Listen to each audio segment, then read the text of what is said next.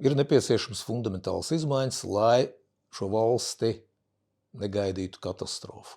Tātad, manuprāt, to, ko es secināju no tevis teiktā, ja turpināsies viss kā ir, tad mūs gaida ļoti, ļoti bēdīgas un nepatīkams sekas.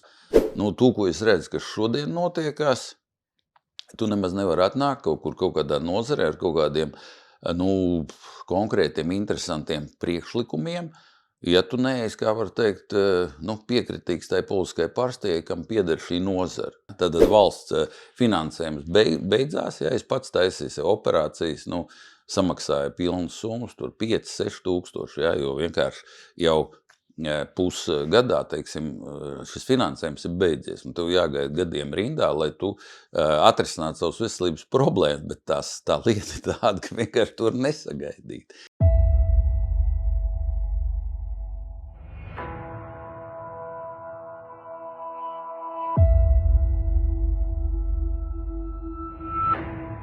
Labdien, Arnold!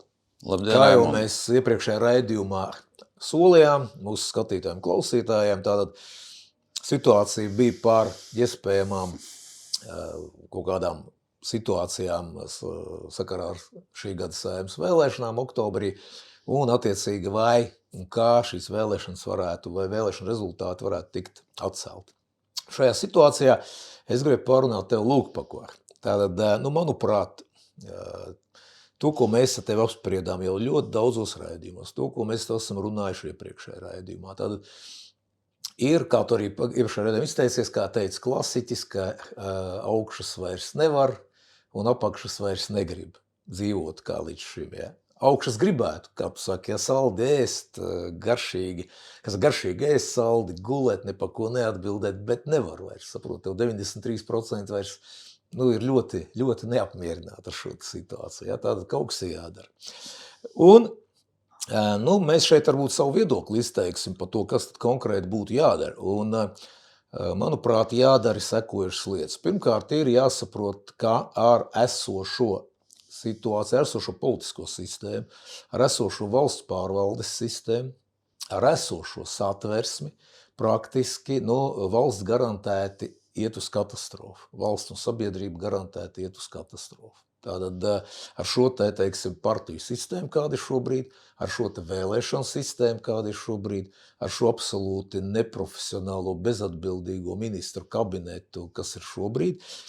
Tikai, teiksim, dažas lietas vēl no manas puses. Pirmkārt, gan tev, gan man ir bijusi tā iespēja, ņemot vērā, ka mēs jau ilgi dzīvojam, zināt ļoti daudzus, kas bija 90. gada sākuma augstākā padomē, kas balsoja par Latvijas neatkarību, par 5. Saeimas deputātiem un ministriem 93. gadā, kas tika ievēlēti pēc, var teikt, beidzamo reizi Saeimas vēlēšanas, tobrīd bija 1934. gadā tika Saeima anulēta ar Ulmaņa tātad darbībām. Tātad bija liels pacēlums, bija labākie no labākajiem, ja, nosacīti ar rokām salasīti labākie sabiedrības locekļi, profesionāļi, cilvēki, kuriem bija milzīgi sasniegumi, panākumi viņu, teiksim, darbības sfērās. Ko mēs redzam šobrīd? Katru sasaukumu Saeima ir aizvien degradētāk, aizvien sliktāk, drausmīgs intelektuālais potenciāls, drausmīgs neprofesionālisms. Un ja mēs cilvēki, kas sekojam vispār, ļoti cieši sekojam politikai, ja, tu zini, mēs varētu nosaukt kaut kāds 10-15 Saeimas deputātus. Teiksim, pāri 85 ir vispār nekad praktiski nerunā. Tagad gan Saeimas ārpolitikas debatēs 26. janvārī bija kaut kādi 40 pāri dalībnieki, un pa dažiem es vienkārši uzzināju, ka viņi ir iznākuši kaut ko pateikt pie mikrofona. Parasti viņi runāja visādas muļķības un lozungus, ja, ko vairāk jau viņi nav spējīgi pateikt. Apmēram, kā viņiem frakcijā uz lapas pasaka šitos te 2 lozungus, un viss kārtībā. Ja. Tātad ārkārtīgi Saeimas deputātu intelektuālā degradācija, un principā ir pilnīgi skaidrs, ka ja nekas netiks fundamentāli mainīts, tad šī degradācija turpināsies. Nākamajā Saeimā būs vēl degradētāks sastāvs, vēl nepopulārāks un vēl neprofesionālāks ministru kabinets, kas iespējams varētu novest vispār valsts līdz katastrofai. Ņemot vērā, ko mēs te esam runājuši par demogrāfiju, par ekonomiku, par zaļo kursu, par migrāciju, par LGBTQ, par visām tām negatīvajām lietām, kas, teiksim, ietekmē ļoti negatīvi Latvijas sabiedrību. Tātad es gribēju šeit nokomentēt vairākas lietas, bet no savas puses domāju ļoti īsi, kas būtu jādara. Ja? Pirmkārt, mums ir fundamentāli jāmaina Latvijas Republikas satversme. Tomēr šī satversme ir tātad pieņemta 1922. gadā, vairāk nekā 100 gadus no šī brīža. Pasauli mainījusies fundamentāli un neatgriezniski, un tas, ka satversme tiek papildināta ar kaut ko, nu, manuprāt, tas nav, teiksim, pareizi. Laikam pareizākais variants būtu vienkārši izveidot jaunu satversmi Latvijas Republikā. Tas nebūtu nav sarežģīti. Varbūt kāds jautās, kur citur tas notiek, es tikai vienu piemēru nosaušu. Francija. Francijā šobrīd ir 5. republika. 5. Ne 1., ne 2., 5. Kāpēc? Teic, ka pat pēc 2. pasaules kara 1945. gadā tika izveidot 4. republika, kur 13 gados 14 parādīja, ka viņa absolūti nav darboties spējīga, un Šarls de Gauls tātad izveidoja 5. republiku. Jauna konstitūcija, jauna republika, kur tā arī saucās 5. republika. Neviens neapšaubīja Francijas teritoriālu integritāti, neatkarību, vēl kaut kādas citas lietas. Tātad pirmais jautājums – fundamentāls satversmes izmaiņas. Vai vēl labāk jaunas satversmes tātad izveide un pieņemšana? Kam tur jābūt iekšā, manuprāt? Pirmkārt, tautas vēlēts prezidents. Tātad pietiek šos teiksim, eksperimentus ar Saeimas vēlētu prezidentu. Mēs ļoti labi zinām daudzus no viņiem. Pa viņiem neviens nezināja, ka viņi būs prezidenti šīs sēdes no rīta. Ja? Un pēkšņi pēcpusdienā lūk jums jaunais prezidents. Ja? Es nezinu, ka viņš bija labs vai slikts, vai laba vai slikta, bet pats fakts, ka sabiedrība vispār neko nezināja, kurš tad būs šis prezidents. Ja? Otrs, kas ir ļoti svarīgi, jautājums par profesionālu ministru kabinetu. Tāda tomēr meritokrātijas principam jābūt. Un, Arnold, man jautājums, kāpēc visiem, jebkvienā profesijā ir jāmācās, jāiet, jāliek kaudze ar ieskaitēm, kaudze ar eksāmeniem, jāparāda rezultāti, izņemot Saeimas deputātam vai ministram. Tev vienkārši ieliek, nav augstākās izglītības, nekas. Bijis kaut kāds nosacīti, nezinu, ekskalātoru vadītājs. Ja, tev nedaudz nopirka uzvalku, piefrizēja, apmēram etiķetes kaut kāda eksperta parādīja, kā pareizi turēt dagšu rokā ar nazi, lai tu vispār tur varētu kaut kā funkcionēt. Un tu vari būt ministrs. Teic, ka lūk, tāda ir politiskā partija šajā konkrētā brīdī. Un šeit, protams, ir šis te svarīgs meritokrātijas princips, kur principā cilvēki tiek vērtēti nevis pēc kaut kādas politiskās piederības, bet tiek vērtēti pēc tā, pēc nopelniem, noteiktā sfērā, pēc pierādāmiem nopelniem un pēc ilglaicīgiem nopelniem. Kas var pateikt, jā, šis cilvēks šo sfēru pārvalda, jā, viņam ir nopelni, jā, mēs viņu zinām, jā, viņš ir pierādījis, ka viņš var būt labs nozares vadītājs un ministrs. Kas vēl svarīgi? Tātad, iespējams, Arnold, ka mums ir iedzīvotāju skaits tā samazinājies, ka mums nav vajadzīgs 100 deputāti, kā noteikti satversme. Iespējams, mums vajadzīgi 50 Saeimas deputāti. Ir pilnīgi skaidrs, ka, lai šī situācija varētu mainīties, ir fundamentāli jāmaina vēlēšanu sistēma. Tātad jāpāriet no šiem te partiju sarakstiem, jo mēs arī ļoti labi redzam, tev tiek ievilkti cilvēki Saeimā, kur vispār nav atpazīstami. Viņas ievāk šīs te lokomotīvas. Vienīgais, ko viņi dara, spaida podziņas. Varbūt vienreiz 4 gados iznāk un kaut kādas muļķības pasaka no tribīnas. Tātad, vai tā ir 100% mažoritārā sistēma, kur, teiksim, nosacīts 100 apgabalu Latvijā, kas ievēl 100 deputātus Saeimā, vai tā ir kā Lietuvā 50% mažoritārā un 50% proporcionālā, šobrīd tas ir diskusiju jautājums, bet vēlēšanu sistēma ir jāmaina fundamentāli. Vēl viena lieta no manas puses ir referendums slieksnis ir noteikti jāpazemina līdz 50 000, nevis 154, cik mums šobrīd ir šie 1000, kas ir nekad nesasniedzams vispār skaitlis Latvijas apstākļos. Un, ko es gribētu tev palūgt, lai nokomentē vēl detalizētāk, ir skaidrs, ka šī bezatbildība, politiķu, ministru, ierēģu bezatbildība ir sasniegusi jaunas rekordus. Air Baltica, Rail Baltica, parāda audzēšana, neviens ne par ko neatbild vispār.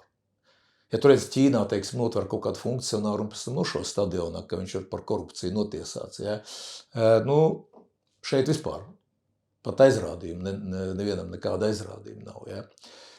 Nu, lūk, tātad šis noslēdzošais no manas puses jautājums par atbildības, iespējams arī kriminālu atbildības ieviešanu tātad politiķiem par priekšvēlēšanu solījumu apzinātu nepildīšanu, par apzinātu tautas un sabiedrības maldināšanu. Nu, manuprāt, šī atbildības palielināšana būtu ļoti vērtīga, lai cilvēki kaut kā atskurptu, lai nebūtu tā šī visatļautības sajūta. Lūdzu, Arnold, manuprāt, šie ir arī mūsu, kā saka, ar tevi mēs jau runājām, kur ļoti konkrēti priekšlikumi, kas būtu jādara. Tātad jāmaina pilnībā ir šī te valsts pārvaldes sistēma, jāmaina fundamentāla satversme, jāmaina šīs te lietas, ko es iepriekš nosaucu. Un man lūdzu tavs viedoklis par šo atbildības momentu, par Saeimas un ministru kvalitāti, psiholoģisko, intelektuālo, un vai tas nav saistīts, viņu nosacīties intelektuāli absolūti nespēja saistīt ar tiem lēmumiem, kurus viņi pieņem, un tām drausmīgām sakām valstī un sabiedrībai, ko viņi ir sastrādājuši. Lūdzu, Arnold. Jā, tu ļoti daudz šķautnēni pateici par visiem šiem jautājumiem un šīm problēmām un par to, ko vajadzētu darīt. Es gribētu pievērsties vienam jautājumam, manuprāt, no kuru rodās viss šīs sekas izriet. Ja? To, kad neprofesionāli cilvēki, nekompetenti, sautīgi un dažādi savādāk ieņem amatus, pieņem lēmumus, nenes atbildību un tā tālāk un tā tālāk. Ja?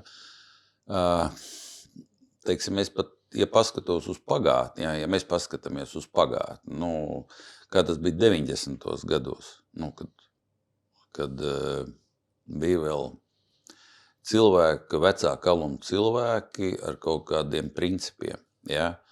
Tad, ja mēs salīdzinām tomēr, tad bija tā, ka nozara speciālistus tomēr izvēlējās pēc profesionalitātes, ja? Pēc meritokratīzes principiem, tad, pēc iemaņām, pēc viņa personīgām tādām īpašībām, līderību un spēju, teiksim, iedziļināties jautājumos, pieņemt saimnieciski pareizes jautājumus. Bija vairāk šādi. Tādi gadījumi bija reti, kad būtībā neprofesionāli cilvēki tika iecelt amatos un tomēr arī šīs politiskās partijas daudz maz koleģiāli risināja, pieņēma kaut kādas lēmumus. Ja?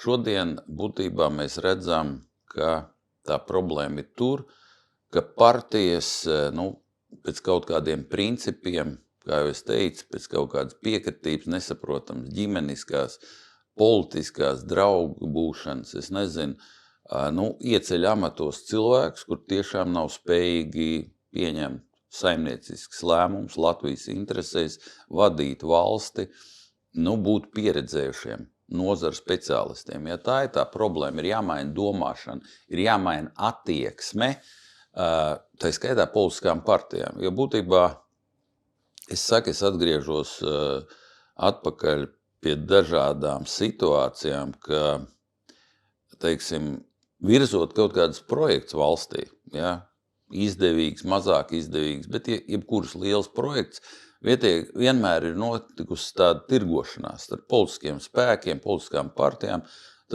un visur apakšā ir bijušas mantiskās intereses, ja. Nevis valstiskās, bet mantiskās tieši. Ja? Un es domāju, tā ir tā problēma, ja? Ka prioritāte tiek dot mantiskām interesēm, politiskai piekritībai. Es esmu pats saskāries ļoti daudz ar šādu situāciju, jo ja cilvēks nāk ar konkrētiem priekšlikumiem, izdevīgiem priekšlikumiem, ekonomiski izdevīgiem priekšlikumiem valstiski domājoši un viņu vienkārši noraida. Ja? Tāpēc, kad viņš nav savējais, viņš nav attiecīgi pie kaut kādas politiskās partijas, ja viņš nav, ja? Tad viņš ir pretinieks. Ja? Automātiski viņu vajag noraidīt, kā var teikt, viņu priekšlikumus vajag noraidīt, nepieņemt. Ja? Un tad mēs nonākam pie tā, kad ir tas, kas ir. tad paņem to, ko paņem. Ja? Nu, es varu nosaukt ļoti daudz tādus piemērus, nu, par kuriem es zinu, ja? Teiksim, manā nozarē, kur es pārvaldu, ja? Kad, teiksim, nu, jebkurā gadījumā esošai politiskai partijai, kur pārvalda kaut kādu konkrētu nozari, ja? Nu, viņi interesē pirmkārt labklājību, ir vajadzīgs finansējums, partija, tā tālāk un tā tālāk. Tagad valsts izdala kaut kādu naudu, ja, lai nebūtu šie korupcijas riski. Ja. Nu, es runāšu atklāti. Ja. Agrāk tā bija kaut kāda vienošanos, bija kaut kādi sponsori. Es nezinu, to var celt par lobismu vai par korupciju vai par ko. Ja. Tad nu, no kuras partijas saņēma kaut kādu naudu. Ja. Nu, mēs zinām pat to melno kasu, kur bija skandāls Vienotībā, ja, kur pacēlās jautājums, un viens cilvēks neapmierināts no Vienotības, ja, nu, droši vien, nu, viņš bija neapmierināts, ka viņš pacēla augšā šo jautājumu, nu, viņš tā noklūst, tagad par viņu nerunāja, bet tā ir realitāte. Tā ir realitāte. Un mēs dzīvojam tādā laikā un ar tādiem principiem vai bez principiem, ka, nu, to, ko es redzu, kas šodien notiekās, tu nemaz nevar atnākt kaut kādā nozarē ar kaut kādiem nu, konkrētiem, interesantiem priekšlikumiem, ja tu neesi, kā var teikt, nu, piekritīgs tai politiskai partijai, kam pieder šī nozara. Vai vismaz tu neesi nu, koalīcijā. Ja?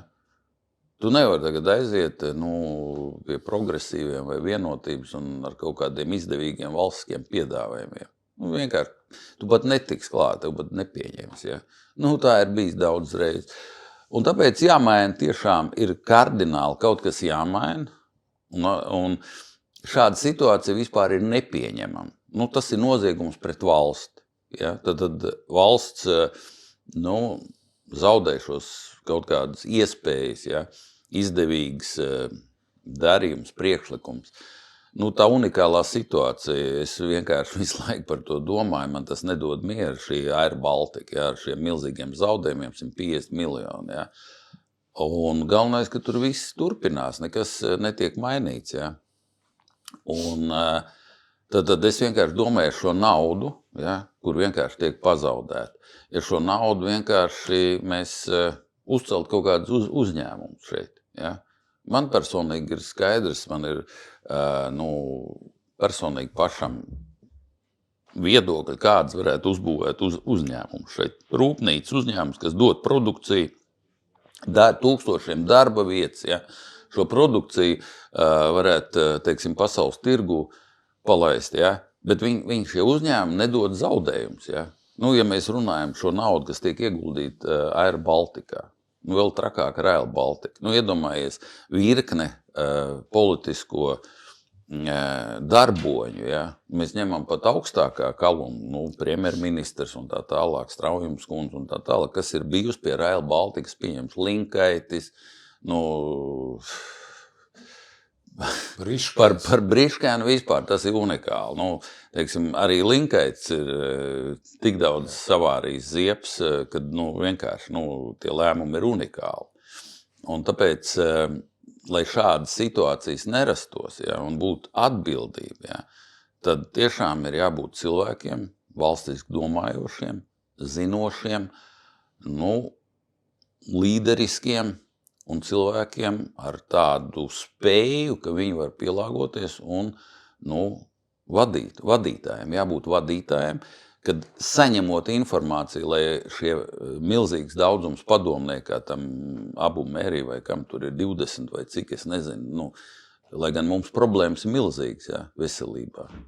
Piekrīt. Nu, padomnieki ir daudz, bet problēmas pastāv. Ja. Mums nav medicīna šis samērīguma princips saprātīgā laikā un samērīgā cenā. Ja? Tad valsts finansējums beidzās, ja es pats taisīju operācijas, nu, samaksāju pilnas summas, tur 5-6 tūkstoši, ja? Jo vienkārši jau pusgadā, teiksim, šis finansējums ir beidzies, un tev jāgaida gadiem rindā, lai tu atrisinātu savus veselības problēmas, bet tā lieta ir tāda, ka vienkārši tur nesagaidīt. Ja? Un tad te ir jautājums, ja tam cilvēkam, tam ministram ir tik daudz padomnieku un jēga nekāda nav, ja, tāpēc, kam viņi ir vajadzīgi. Ja ir vajadzīgs cilvēks, varbūt ne 20, varbūt pietiek 3, 4 padomnieki, ja, vai profesionāli biroju vadītāji vai kaut kādi. Jo man personīgi, kad es vadu savus uzņēmumus, man ir vajadzīga informācija. Man ir vajadzīga, es nevaru, teiksim, tērēt laiku, iegūt visu informāciju, bet es esmu spējīgs pieņemt konkrētu lēmumu. Ja man ir informācija, es varu pieņemt pareizu lēmumu. Un šādiem cilvēkiem jābūt valdībā, kas spēj, teiksim, pieņemt pareizes lēmumus, izanalizēt, izkristalizēt to informāciju, ko viņi saņem. Mums tad nebūtu šāda situācija. Iedomājies, kā var projekts sadārdzināties vairāk kārt, ja? Un pilnīgi vienalga, no kurienes nauda. Es piekrītu, ja tas Latvijas budžetā būtu, teiksim, varbūt 5% viss tas Rail Baltica, ja, tad tas ir viena lieta, ja. Bet ja tas viss Latvijas budžets jāizņem, atvainojiet, ja, tādas kļūdas ir noziedzīgas, viņas ir nepiedodams. Un šie cilvēki jāsauc pie atbildības, lai turpmāk tā nebūtu. Un apakšā visam atkal es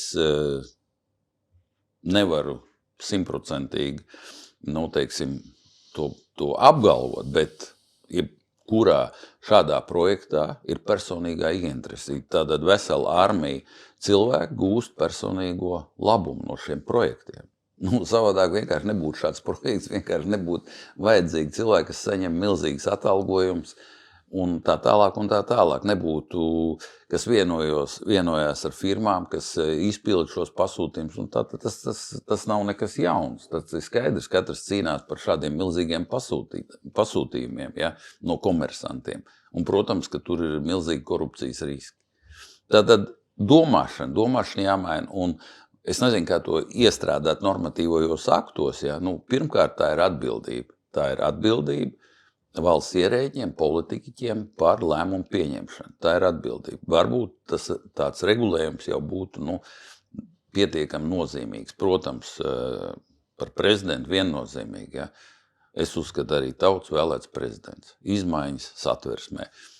Lielākā mērā, mazākā, protams, reformas valdībā, valsts sistēmā, valsts pārvaldes sistēmā viennozīmīgi. Ja. Tās ir tās lietas, kas ir būtiskas un svarīgas, lai izmainītu valstī kaut ko par labu. Paldies, Arnold. Mēs varam ļoti īsi tātad secināt, ka pirmkārt ir jāmaina satversme vai jāpieņem vispār jauna satversme, otrkārt tautas vēlēts valsts prezidents, treškārt profesionāls ministru kabinets, kas tiek tātad atlasīts pēc meritokrātijas principa, ceturtkārt ierēģu un politiķu tātad personīga atbildība par pieņemtajiem lēmumiem, piektkārt referendumu sliekšņa samazināšana uz 50 000, lai tauta varētu tikt iesaistīta vairāk lēmumu pieņemšanā un apstrīdēt šos te lēmumus. Ja. Tā kā ir nepieciešams fundamentāls izmaiņas, lai šo valsti negaidītu katastrofu. Tātad, manuprāt, to, ko es secināju no tevis teiktā, ja turpināsies viss kā ir, tad mūs gaida ļoti, ļoti bēdīgas un nepatīkams sekas. Paldies tev, Arnold, par viedokli, uz redzēšanos!